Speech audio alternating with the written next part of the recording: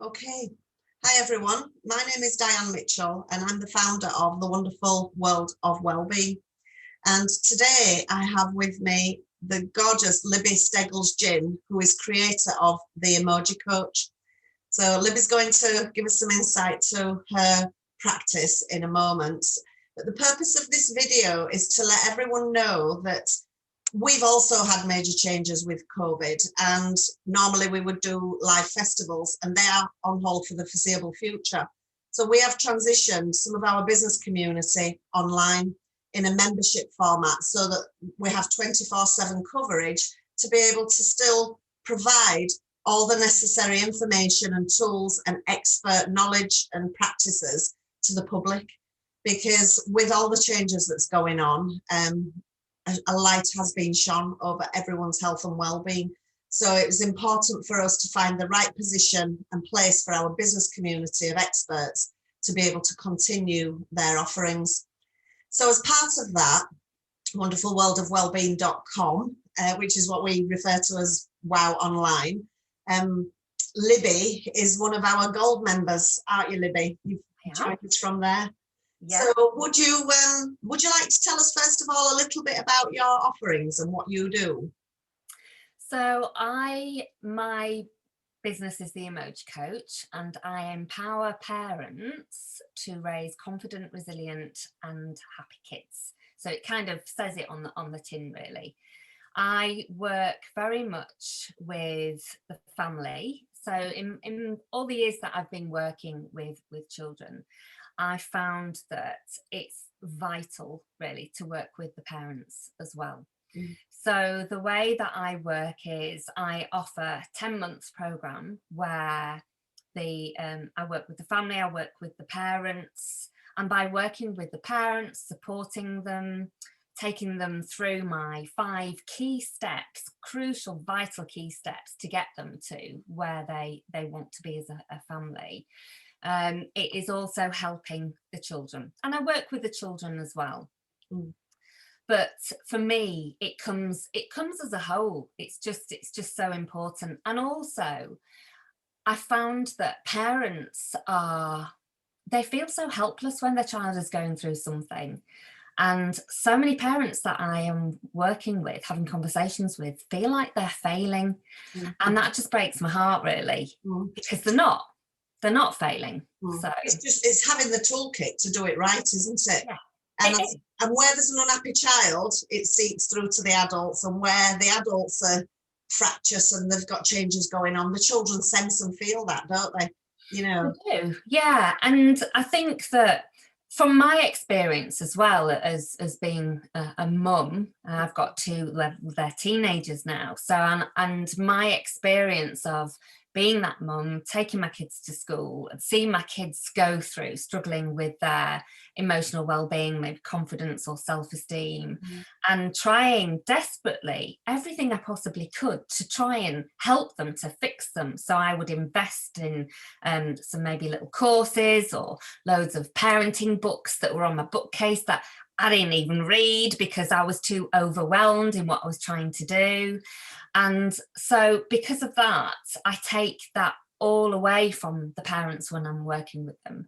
I'm going, let's just put all those books to one side and let's just focus on this. And the amount of parents that get triggered from seeing their children go through something. So let's say if they're going through something at school where they don't believe in themselves, it triggers something within us as a parent of, well, I remember feeling like that, and I remember going through that. And so what I say to parents is, this isn't you, this is your child going through that, and it's about detaching, healing from your stuff, healing from your childhood, so you can be present and there with your child to then allow your child to go through their journey. So you prepare the parents to be able to feel and be equipped in their own space to better support the children. Yeah, because when we bring our stuff into it and our pain, when we sit and we listen and we see our children go through certain things, all our stuff is coming up. So we're like, oh my goodness, they're feeling this, they're feeling that. I remember feeling this, and I can't have my child going through that. By doing that, they're actually holding their child in that, stuck in that place. Keeping it all going. That's exactly right. So have you noticed a difference in our parents, and even working down with the children? Have you noticed a difference this past year since COVID hit the UK? Have you? Well, I know you work globally, don't you? So not even just COVID UK, we've got the pandemic that you're supporting as well. So have you noticed a difference in how the adults are responding to life? And is there any difference in how they're responding to the children's needs through this time? Oh, gosh. So when I was saying that parents feel like they're failing, at the moment, this is just like massive, because they're trying to work, trying to run the house, trying to homeschool, and their kids don't want to hear what the parents have got to say. I spoke to a teacher yesterday, actually, and she's a qualified teacher, and her kids are questioning her, going, really, mummy, are you sure that's right? Because that's not how our teacher teaches us. And, you know, our kids don't, the parents have got this pressure on to submit the work that the children are doing whilst they're trying to do their own work. And it's having a knock-on effect. And what I say to that is that children already feel like they're failing in school, and we don't want them to feel like they're failing at home.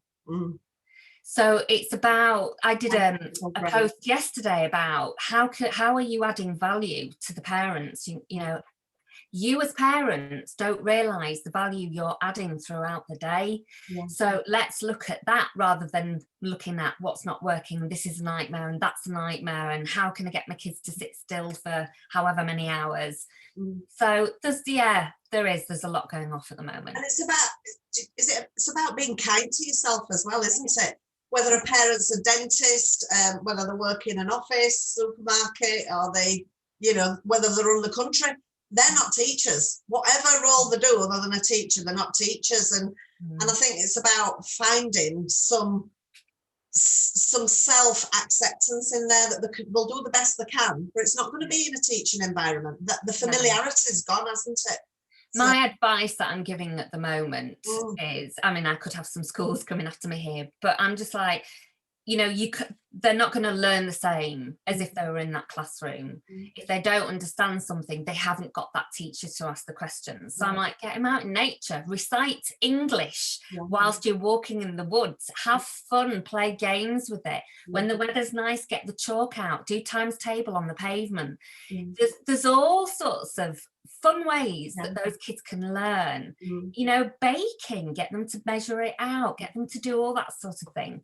The lady that I spoke to yesterday, this amazing teacher, well, I mean, she's a qualified teacher and she's still not able, her kids are like not listening to her, but she was saying it's all about the language, and I think we need to stop calling it homeschooling and we need to call it home learning. And I went, do you know what, that is an amazing idea. Just little things like that to implement, put into place.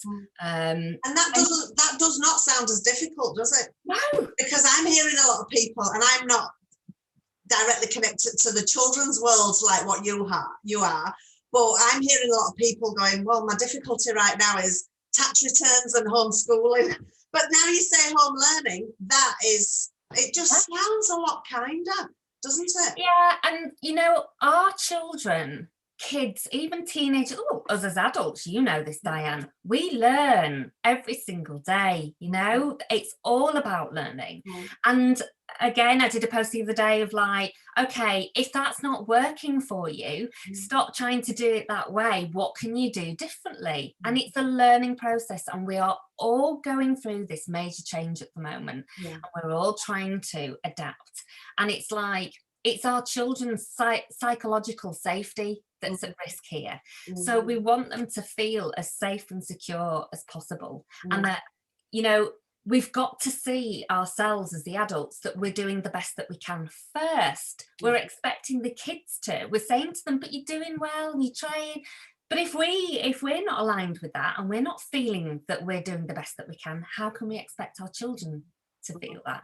Yeah. So it's about working on ourselves and going, do you know what, I have done the best today, and that is it. And if you can't submit all the work the way the schools are wanting you to, then so be it. Yeah. Document, take photographs of your kids doing it a different way, because they're still learning. But they learn from us. I suppose another upside is for when we do return to schooling and the usual environments is if everybody was successful at home, if the parents weren't just suddenly became teachers overnight, there'd be no need for children to go back to school. And we need our educational establishments, don't we? So, yeah. And it's just such a massive upheaval, isn't it? But yeah. So, and you know, the kids can't see the friends either. That we can't see our friends. But for them, you know, there's ways of, like I was talking about, screen time is a big thing, and I get it. But sometimes it's about just letting that go so they can connect with their friends over screen, because they need that connection. They really do need that connection. And like with socials, you know, I got a message from someone the other day, my beautiful lifelong friend up in Yorkshire, and she said, I want to celebrate my birthday on March the 2nd, and how can I see you? I said, we'll have a Zoom party, you know, and it's not the same as being in person. But once you're connected online, it's a great connection, isn't it? Yeah. And just it's bringing it closer than that isolation and the distance that we have from people. So, and like kids' parties online, coming together, just like what you've suggested. Yeah. You know, there's all sorts of ways of doing it, isn't there, to reduce that isolation and separation off. So, do you feel as though overall, is the one arching thing overall that you feel as though people are coping with and adjusting with in terms of the relationship between parents and children and how they're moving through these times, Libby?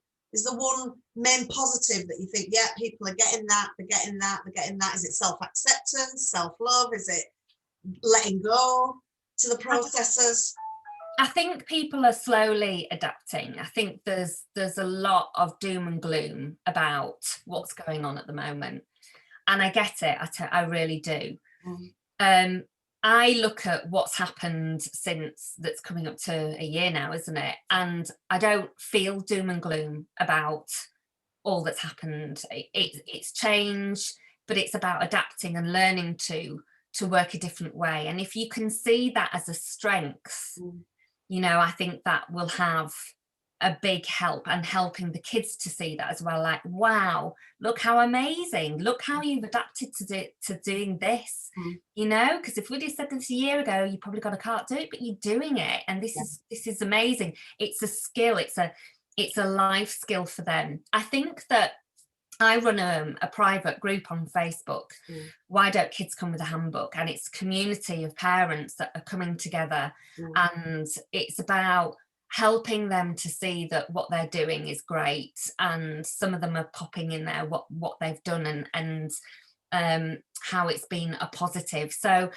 I'm starting to hear little things about, well, this is good and that's good, and this is working and that's working. I think people are coming together more as a community to try and help and support each other. So that's good. It's like, you know, before COVID, if we had a real snowy day, I used to love the fact that people would come out on the street and help you, and that community feeling. And there's a lot of that going on at the moment. Yeah. Well, they're anchoring. People are anchoring, and you know, I've said to many people, there's a lot to be taken from this as well, the positives. And if it brings us back to basics of that community, I mean, what a gift! What an absolute gift is that? Yeah. So it's almost like people are returning and finding and realigning a new set of values, isn't it?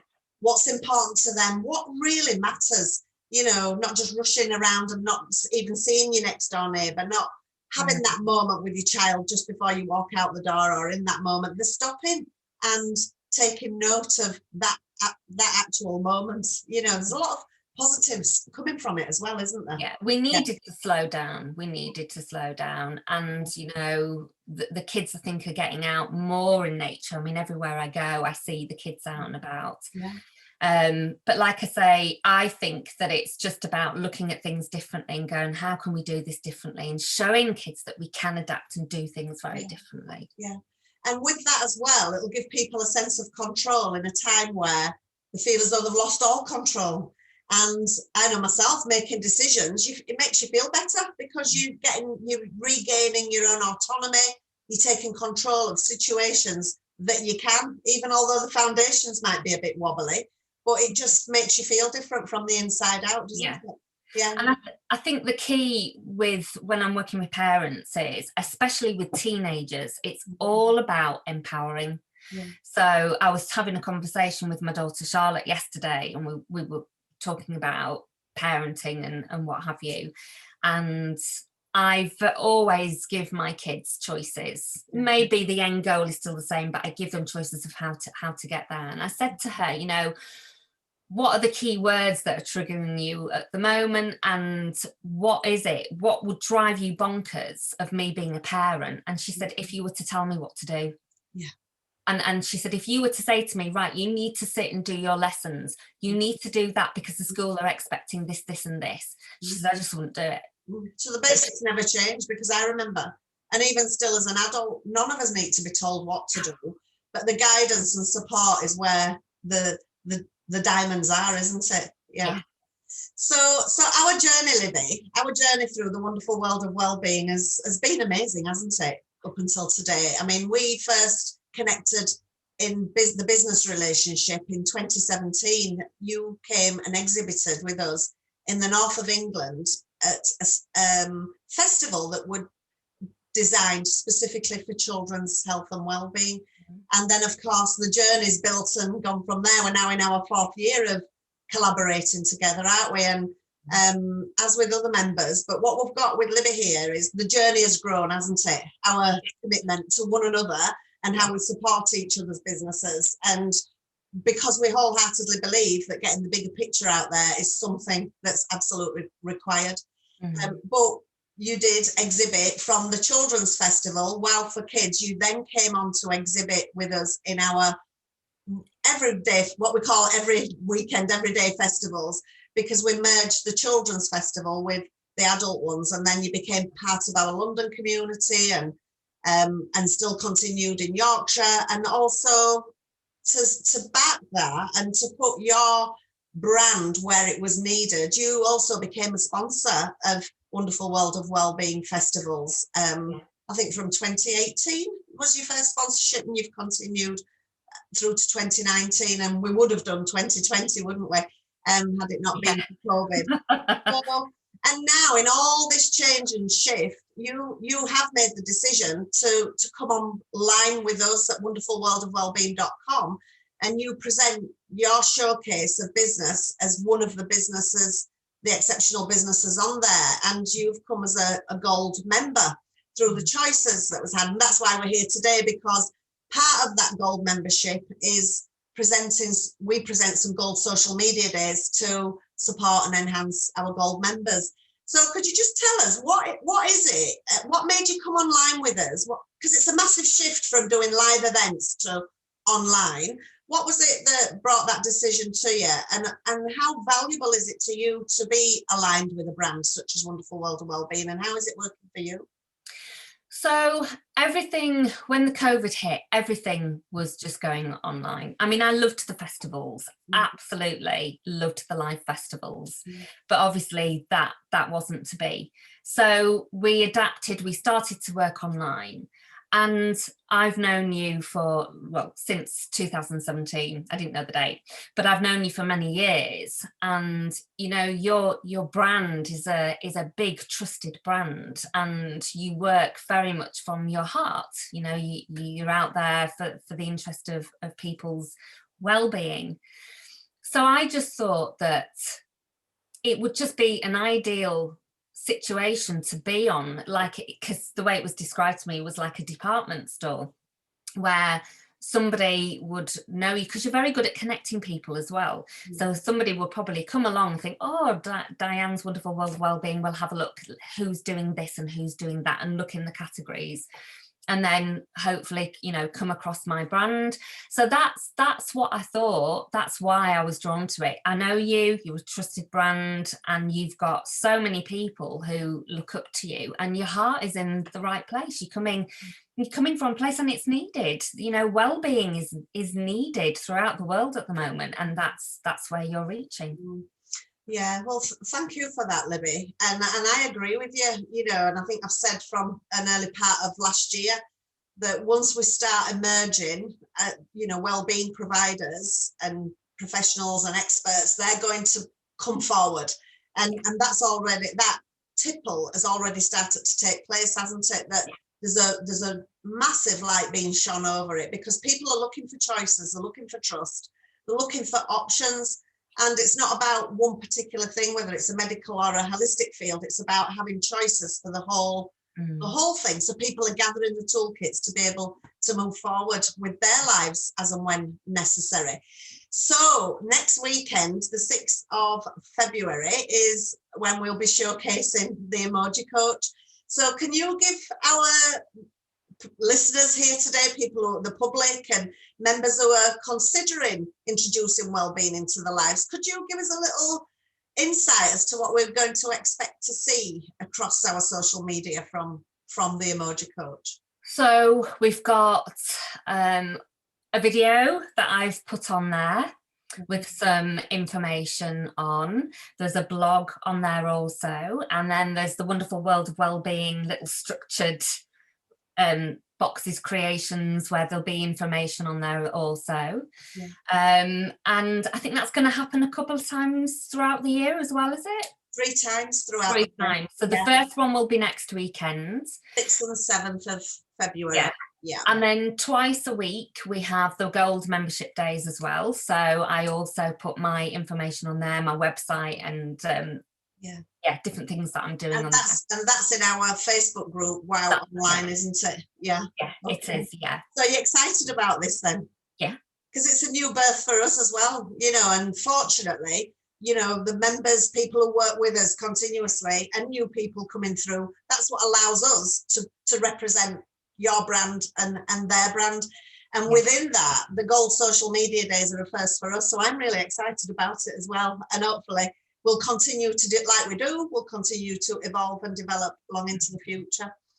So I think another thing that I'd say is when you have people coming on board under your brand, you always make sure that they are the right people who can help, you know, so that their standards, their professionalism, everything is up there, so you know that they are the right people who can help. Yeah, well, the thing is, for me, you know where I come from, it's never about bums on seats and just putting people together. It's bringing the right people together. And all my business community who I engage with, I mean, the time that's spent in conversations behind the scenes and getting to that point of, is this going to work for all 3 parties? And that's not just myself, but for them as a business owner.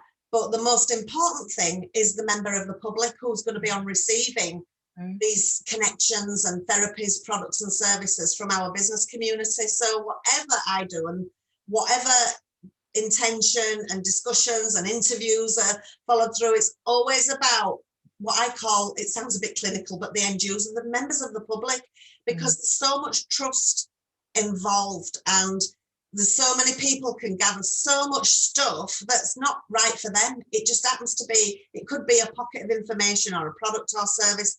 And I do not and never have condoned people being sold to, you know, like it's the same thing as being told what to do. We don't need to be told what to do we? We don't need to be sold to, and it's about getting the right level of business acumen for people who've got the integrity, and everybody who's been connected through the festivals and now WWoW-Online have got what I perceive to be that highest grade of integrity. They'll do what's right for the members of the public and people showing interest. It's not a bone in anybody's body about making sales. It's doing the right thing, isn't it? And I think that's what stands us apart from many others, you know, people like yourself who are on board, because the trust is there. And you know that lineage. I know enough about all the business people who are in our community to trust. Once that relationship is consolidated, then it's like, right, it's there.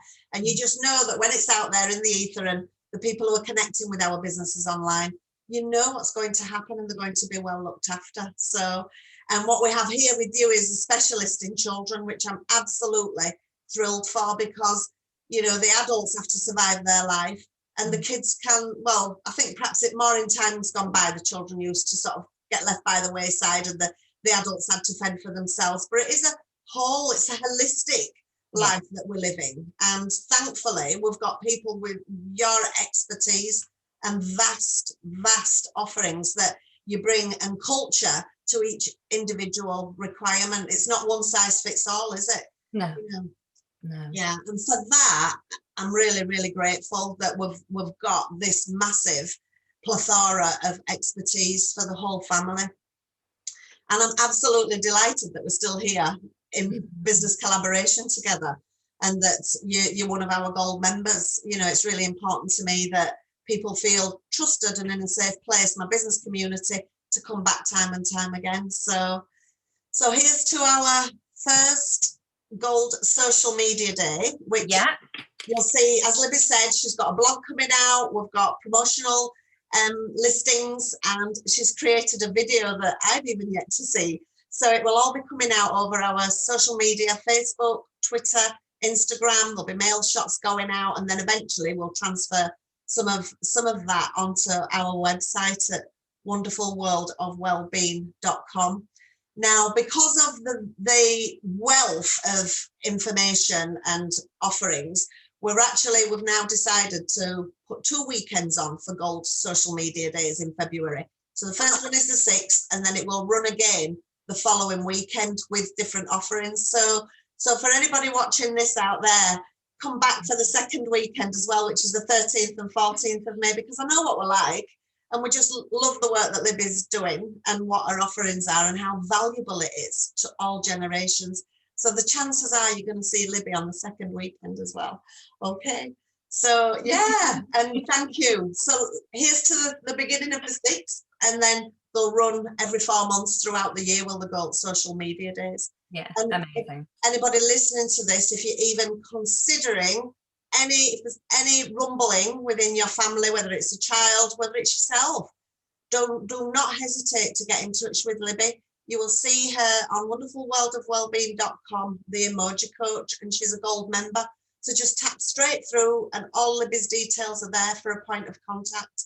And the first important thing is to have the discussion, and it can just allay so much, can't it? So yeah, there's a 45-minute free discovery call that I have with all potential clients to, find out. We can both find out more information. Fantastic. Yeah. Okay. All right. Well, thank you. Thanks for your time today, Libby. It's been really beautiful speaking to you. Lovely. Thank you. Yeah. And we'll catch you again soon. Okay. You will. Thank you.